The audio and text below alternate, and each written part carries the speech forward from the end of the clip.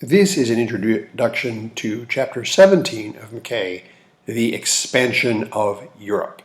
And this covers the time period from 1650 to 1800. So essentially from the middle of the 17th century through the 18th century.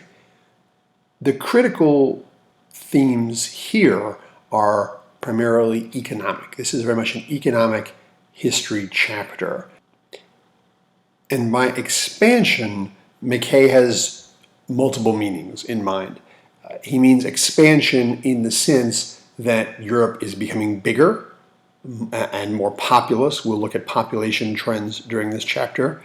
He means expands in the sense of wealth. The European economy becomes more robust and richer during this period.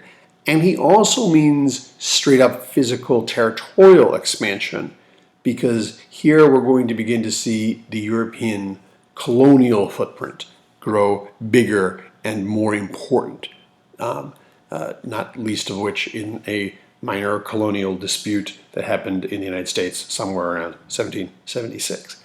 So the expansion of Europe, understood in a broad economic sense, are our themes. So there's really two big questions you should be considering as you move through this chapter.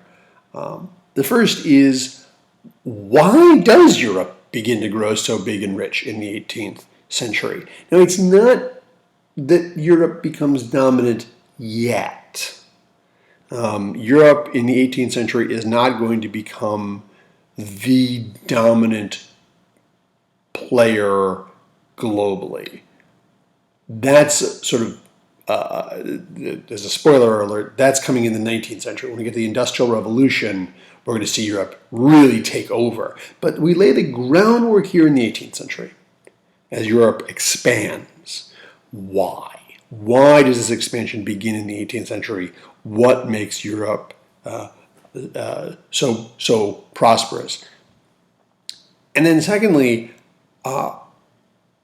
what was the connection between world trade, colonial expansion, and Europe's growth? In other words, how much of this European growth and expansion is because of Europe's tapping into a global market, global trade, global colonies, global resources? Is Europe's expansion a product of globalization, if you will? Bear these two sort of internal thread, external threads together as we're looking at this economic history. Okay, so this particular sections that McCay puts before us. First is working the land, and this is about agriculture. This is about the improvements in farming, and his question here is, what important developments led to increased agricultural production? How does that change affect the lives of peasants?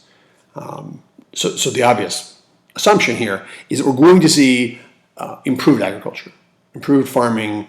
Obviously, you can't have a growth in population unless you have sufficient food to sustain that growth. Here, as we get to the 18th century, Europe does. Why? And what are the consequences of these agricultural changes? There's some good evidence regarding this and the concept of enclosure. Enclosure, which you'll be introduced to, looks something like this. It's the process of enclosing open fields, formerly large communal fields, with fences, with hedgerows, and you'll see a primary source from this rather self-satisfied looking fellow. His name is Arthur Young, and he will write about the benefits of enclosure. It's a very optimistic view of how great enclosure is and why enclosure leads to improved agriculture for everybody. You'll want to question to what extent it really was beneficial for everybody. But for people like Arthur Young, it was a self-evident good, and it does lead to changes in agriculture, improved production, and that's going to have some consequences. One of the consequences is this. the next section of McCay, the beginnings of the population explosion. And this is a chart taken from McCay, and you'll see that in almost every European state, the population begins to go up during the 18th century.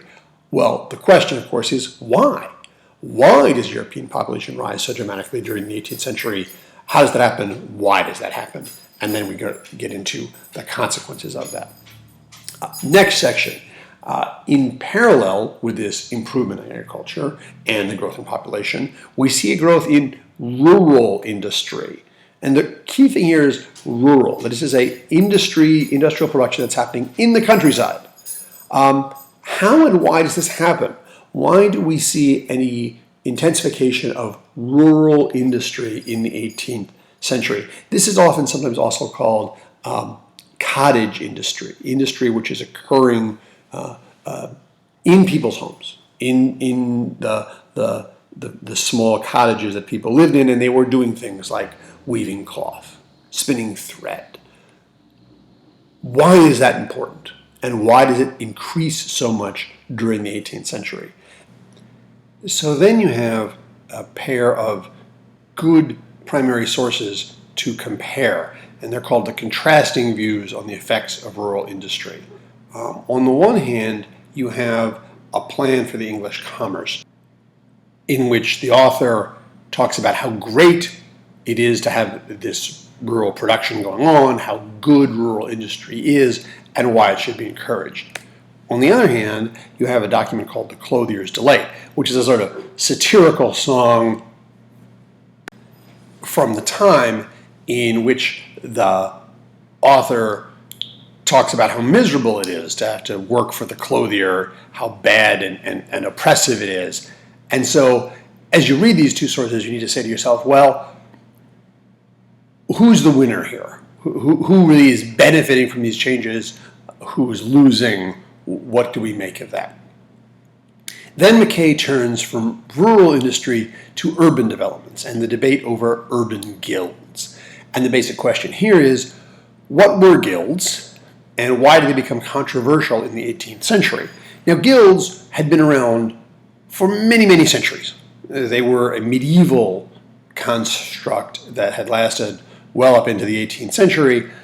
They were trade associations, which McCay will explain to you in this section, but they become perceived as impediments to economic development and to free trade, and you're going to talk about, well, why does that happen?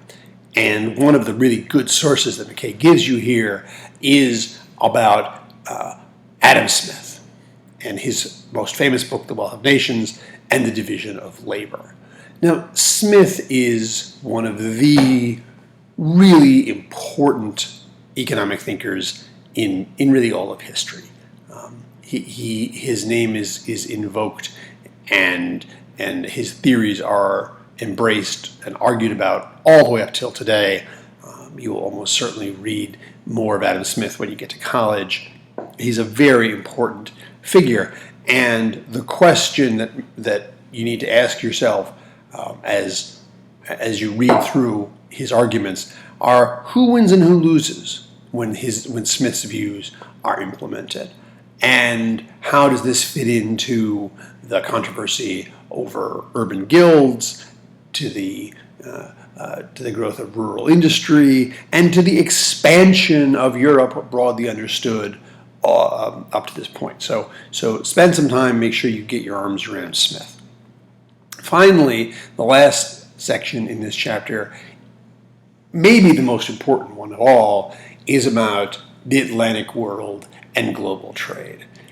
And this is where we begin to talk about Europe as a part of globalization. And the question that McCay poses for us here is, how did colonial markets boost Europe's economic and social development, and what conflicts and adversity did world trade create?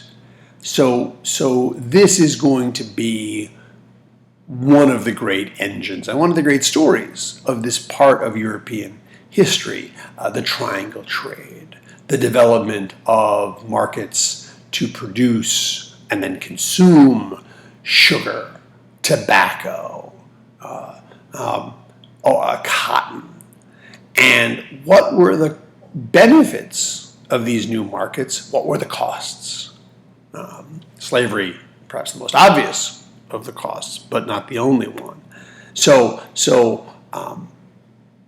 Not to prejudge this for you, but many scholars would argue that the reason Europe is going to expand, the reason Europe is going to rise to dominance in the 19th and 20th centuries is it has this unique access to the Atlantic world and global trade. And this really, combined with these other sort of foundational things that we talked about, to lead to not just European expansion, but European domination. So think about those as you're working through this economic history. Hope you enjoy it. See you in class.